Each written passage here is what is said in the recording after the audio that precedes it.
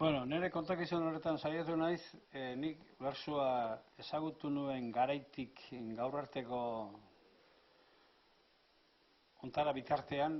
zer erakarri non eta hor nola eroso sentitu naizen.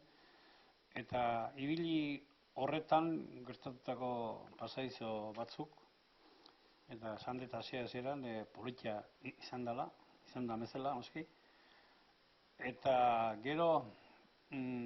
hori gaitzat hartuta belaunaldi ezberdinen erabilera bertsotan, eta gero bertso izarrak nola izan diran garaien garaiko, Txirrita handik hasi, gero Baserri, eta bertsolaritzari aldaketa eman dioten izarra, ari ez esaten, izarra izan da gehiore, baino Baserri, Amuritza, Andoni Gaina, Maia Lendabar, bakoitzak bertsolaritzai egin dion erakarpenagin. Eta abar horrela, eta gero errezerriko ibili hori, ze polita izan den, ze jende motakin harremanak izan ditugun, batetik eskualdarriak izartzat ditun kantari, esate batako Gamairuko talde osoa, eta herrikiroleko jendea, edo tekitilari, edo dena dalakoa, eta hori ez aparte, herri bakoitzean lan isilean ari den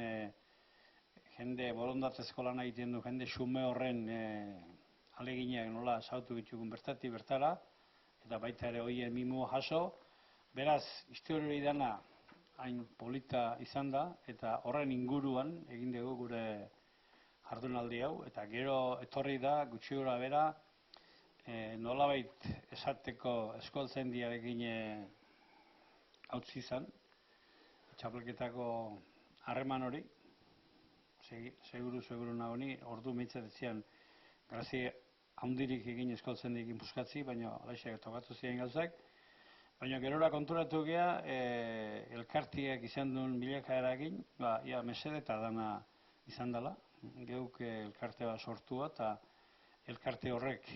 egin duen lana, azkenengo urte saio hauetan. Eta horrela, bertsolaritzaren historia pixka bat jasten lagundu naiz, eta normala bezala, Laxarok ere mundu hori nahiko gertutik ezagutzen duanez, eta gai jartze lanetan bere lan politak egin dituanez, honek ere beste histori morto bat kontatu du, eta horrela osatu du gaurko elkarrizketa. Nire aldetik, aipatu beharko nuke, niretzat bertso zalea, umetatik, etxetik jaso dudan bertso zaletasun hori, eta gainera oso gaztetatik, etxetik, irratia zentzuten, imaginatzen ditut, txapelketa haietan, Basarri eta Uztapideren arteko neurketak, eta gure etxean egoten zen, gure sukaldean egoten zen isiltasuna,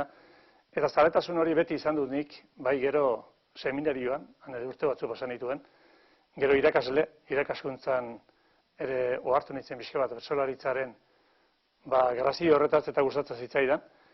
eta baita eskolan umeekin lantzeko ahalegintxo batzuk egin ere, gero hor 93an irratira pasatzea tokatu zitzaidan, eta hor bete-betean sartu nintzen nire zaletasun horrekin, eta bertsolariekin harreman hurbila izatera, bai saioei jarraituz, txapelketa jarraituz, saioak irratian emanez, eta hortik, txapelketa antolaketan ere, hasieratik sartu nintzenez, hor gai jartzaile taldean tokatu zitzaidan, eta nolabait gai jartzaile talde hori eraikitzeko prozesu horretan guztian hor tartean izan naiz,